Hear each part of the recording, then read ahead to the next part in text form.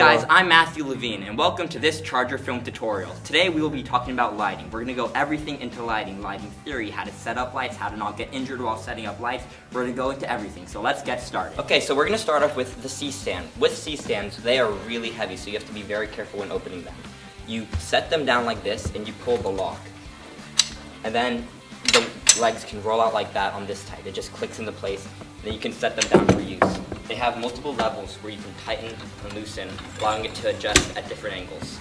At the bottom, make sure it's tightened into place right here or the legs will fall off. This here is called a Gary Coleman stand because it is shorter, of course. Right here at the bottom, the locks, it doesn't have the same type of lock. On this one, said you have to pull out yourself, and that is how you open the legs. Now the Aperture 120D. Start out by taking out the light, take the cap off by pulling the lock. Taking it off, it slides out of place. Replace it with what type of cone you want inside there, this or the Fresnel mount, we'll get into that later. You take it, there are 3 prongs on it, it fits into the holes and then it slides into place and locks. Right here at the bottom, there's an opening. This top, at the top of the C-stand, it's really universal. Most stands in film have the same diameter, so all sorts of lights and mics and everything can fit onto this type of stand, or go bars, which we'll also get into later. So you just loosen these 2 red pins right here. You can get it in place. Once it's on, you tighten. And then you're ready to start wiring it up. At the bottom of the light, there is a 4-pin plug, which is this one. You just look throughout the box and you find whichever plug with the multiples has 4 pins at the bottom on this male connector and goes into the female. It just clicks into place. You place a little hole on the side facing the pin at the end. It will click into place. At the bottom of this one, you look and see, hey, what is this? It's this little gray thing with a red dot on the side. So you look throughout the bag and you find the other thing that's similar to that is this gray thing at the bottom of the PSU. This is the power supply unit. It has the dimmer, the power switch, and all the settings, and it's what manages the power.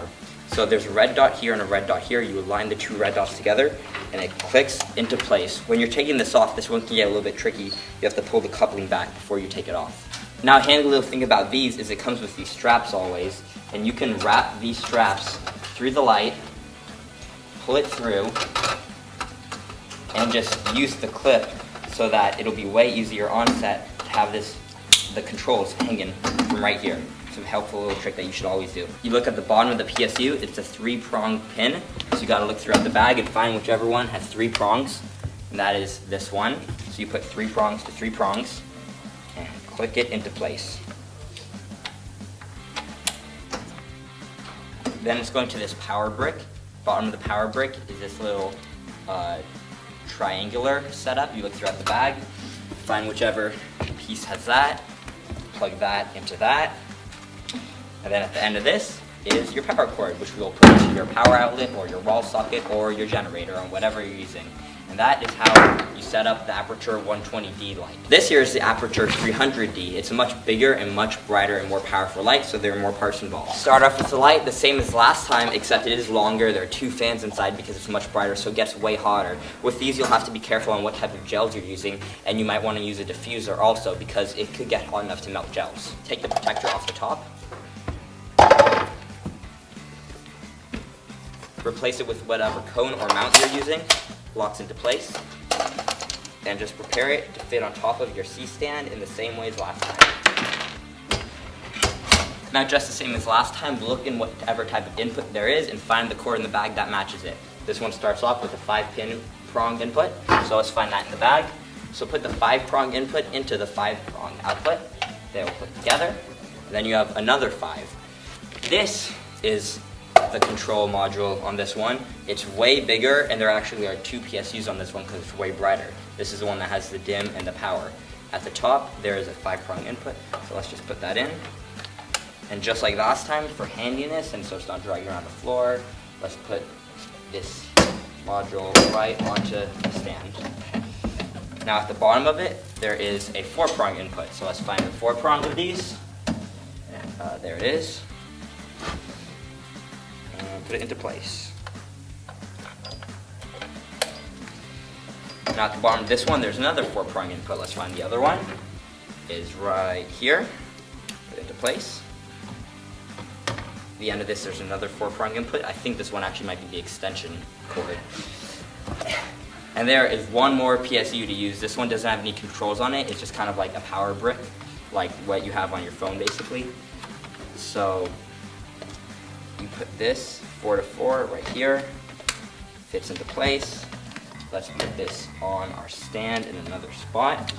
There is actually an on and off switch on here also to use, just for regulating the power. And at the bottom, there's this little triangular input, which goes to this one, fits into place. And then the last thing you have left is your wall plug. So that is how you set up the Aperture 300D. On the back of the PSUs for the 120D and the 300D, there are spots for V-mount batteries. V-mount batteries are really big and really expensive, so we don't own any. But if you're ever, say, filming outside and you'd rather use batteries than a generator because of, say, the noise or the gasoline, the 120D has a spot for a single V-mount battery on it if you want to use it portable, and the 300D has 2 spots for 2 batteries because it needs more power. Maybe we'll own V-mount batteries in the future, but they're like $300 a pop, so we don't own any right now. But you also can rent them online. There are a ton of websites that you can rent film gear for, you could probably get one for like $30 for a day maybe. So if you ever want to use that, then that's an option. Okay, so now we are going to go into gobo arms. This is a gobo arm. It's going to be one of the most useful tools you're going to be using with a C-stand. It's basically just a giant metal rod, but the attachment for it make it so useful. This is the gobo arm attachment. We're just going to go ahead and put it here on the C-stand, tighten it into place. Over here on the side is a hole. Now, this hole is the same diameter as the top of the C-stand, so you can put it at a different angle. The rod is the same diameter as the top of the C-stand, same as all the attachments. So it's pretty universal, and you can make them all sorts of different ways, just mix and match how you want to set up your C-stands. Now let's just fit this through, and then you can tighten it into place. And then this is how you can use a gobo arm. Now, there's so many different ways to use it. So, for example, if you rotate it, put it this way, the attachments which could be used for a gobo arm, like in this instance, if you loosen it up, it's kind of like a flat opening. So you could be used for bounce boards or flags or other big, large, square items. So we don't have a bounce board on us right now. We're going to use this giant Post-it note pad instead. So basically, you just put it in between these two like a sandwich, and then get in there and tighten it into place. And normally, if you have clamps, you'll also want to be putting a clamp right there. And that's how you set up a bounce board with a gobo arm and a C-stand. Then also, instead of just bounce boards, there's so much more. If you feed it all the way through and twist it around, you can be using the gobo arm at this angle for all sorts of stuff. This attachment right here, and you can put a light on the end of it and get an overhead light this way. Let's see how that would look. This could go in right here because it's all the same diameter. The lights could attach to the end of the gobo arm. You could also, if you don't want to be sandwiching in your bounce board, you also could just be putting a bounce board right here and have 2 clamps on it, or gaff tape or anything you want. These arms are just so useful for everything. Say you don't have a boom operator, you can fit on a boom mic at the end using some gaff tape or some basic attachments. Gobo arms are going to be really useful for basically anything you do.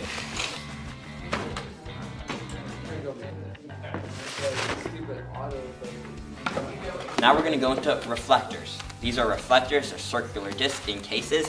If you take them out of the case, they will expand to about 1/3 of its original size. It's really useful, especially they have really big ones in the industry, way bigger than these sometimes. They just open up just like that because it's kind of spring-loaded inside. And they have all sorts of different uses. Now the basic use, normally the inside, is going to be a kind of almost thin white cloth. This is used for diffusing. So say you have a shot with a lot of sunlight outside and you want to diffuse the sunlight, which is kind of what a butterfly frame is used for. A diffuser can be used for this on the inside of the reflector. Inside the bag, it'll also have this little cloth opening. If you unfold it, you can see there's a zipper. It is a circle, and you put the reflector inside to give it some sturdiness, and there will be all sorts of different types of presets you have on it. So right here on the outside, you have this silver reflecting, that's why it's called the reflector preset. This is used for if you have a light on one side, so you want to bounce light back, if you want to bounce sunlight. This one is silver. and on the other side they're slightly gold, so it'll give the shot more warmth if you want that type of light balance, when this side might have some more coolness. On the inside, if you unzip it all the way, you can flip it and then re-zip it all the way back around, and there are going to be 2 more presets. Normally these reflectors are kind of like a 5-in-1 because they'll have the basic diffuser and the 4 from this. So on this one you have a white reflecting balance on it, and on this side there's also just a pure gold, where this is more solid, like some deep orbs, when the other way is more slight. So if you want to get the reflector inside, you unzip it, put it inside, fit it on, kind of like a glove. Can you get it in?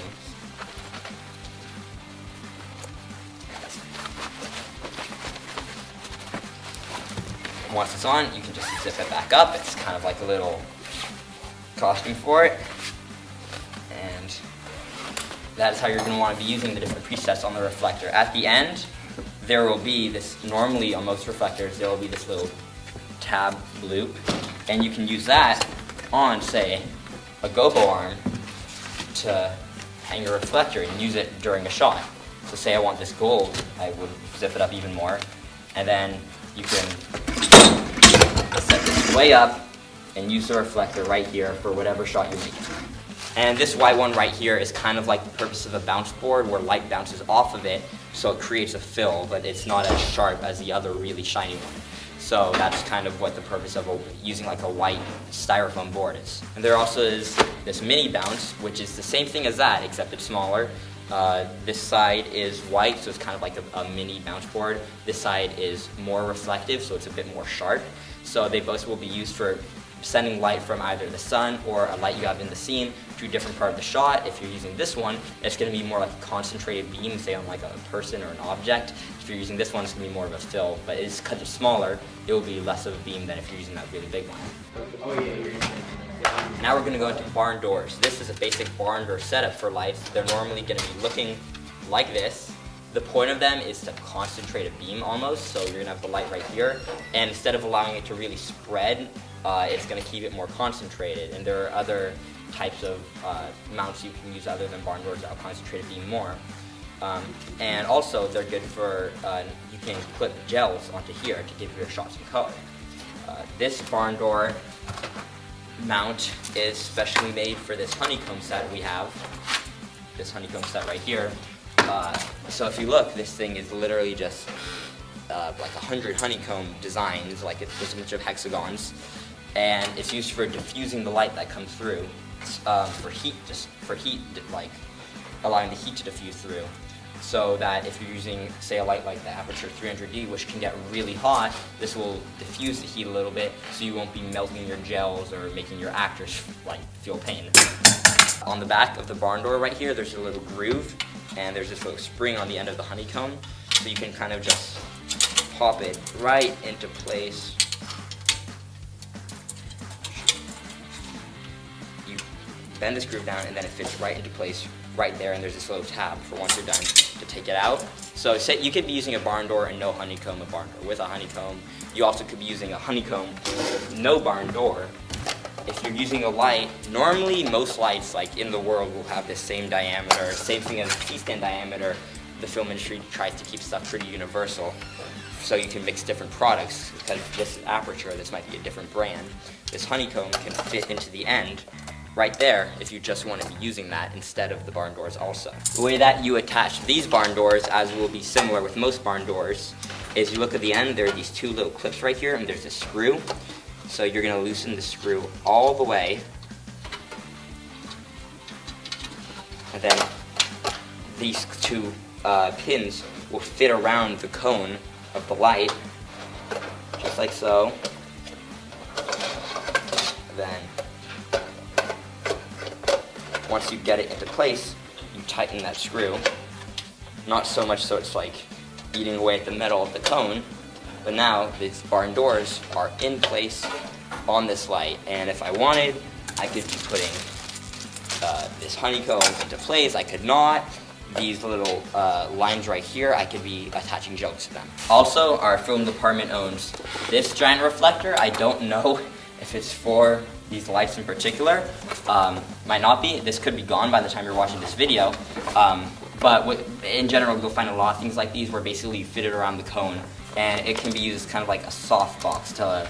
It's just another way to diffuse light. There's so many different ways to diffuse light, whether on the light or bouncing it off of objects, bouncing it off of the ceiling. So many different ways, and we'll get into those. I also forgot to mention that we do own this flag kit. We own a couple of them. They come with different types of silks with stands. So you put the silks onto the stands just by opening them up, and you can use them for different purposes. There's white for diffusing light and for bouncing light. There's silver for shininess. There's black for subtracting light. You just put the stand, the frame of it, into the gobo arm of the C stand, and you can use them in all different purposes, mostly for bouncing and diffusing. Those are really useful, so just had to mention those. We also own these light duty light stands. These ones are smaller, cheaper, lighter, and when you're using heavier lights, you're going to be wanting to use a heavy duty like these C stands right here. This light stand is the same attachment, the same diameter, so any light can fit onto it. This one also has a little screw at the end, so you actually could use it as a camera tripod also, or anything with the same type of screw that is. These ones, you basically just unscrew it, and it opens up, and you can use it for the same type of stuff, but when you're using more heavy-duty gear, you don't want it to fall over, you don't want it to break, you don't want it to injure anyone, so you're going to want to be using these heavy light stands. Alright, now on a film set, it's always going to be safety first. These lights are really heavy, these C-stands are really heavy. When you're opening it, it could swing out and hit your ankle like a razor scooter, you know, and we don't want that. So you always have to be careful when you're opening these up. And now another safety thing is these C-stands, if you bump into them, you know, you don't want it to fall over, because that can injure a person, it can injure your actors, and they want to work with you, especially because you're a film student. And it also can damage these really, really expensive lights and expensive gear, and people are also pretty expensive. So, in this scene, in this like mock scene we have set up, the light is pointing that way, which means that's where the talent is. So you're going to want to have one of the legs of the C-stand, doesn't matter which one because they're all different heights, put it in the back. This is called the lead leg.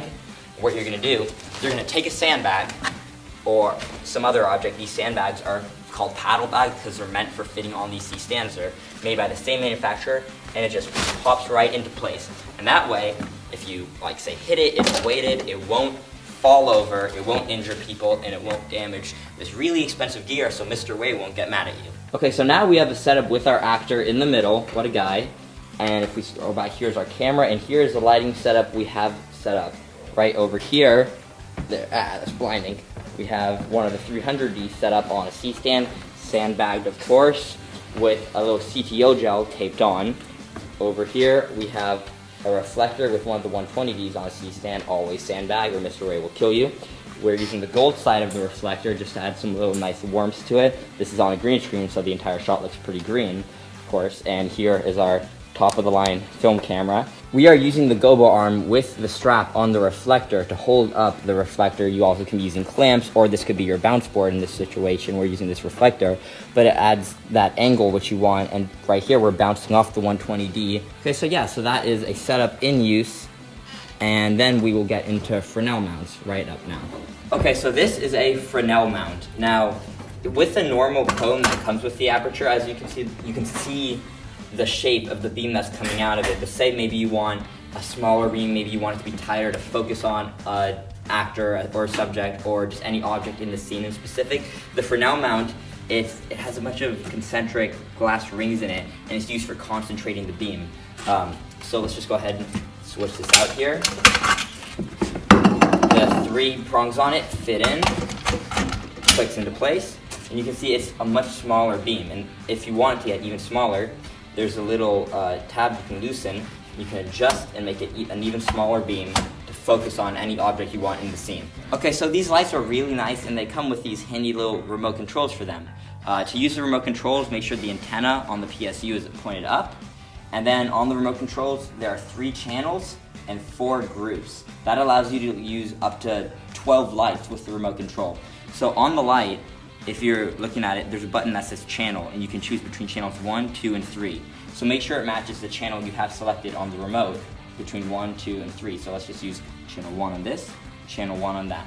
There also are the 4 groups, so let's make this light will be group A, this light, and then on the remote right here, if you press A, it turns off the light. You can control it. There's plus or minus. You can change the percentages. You also can use the dimmer for that.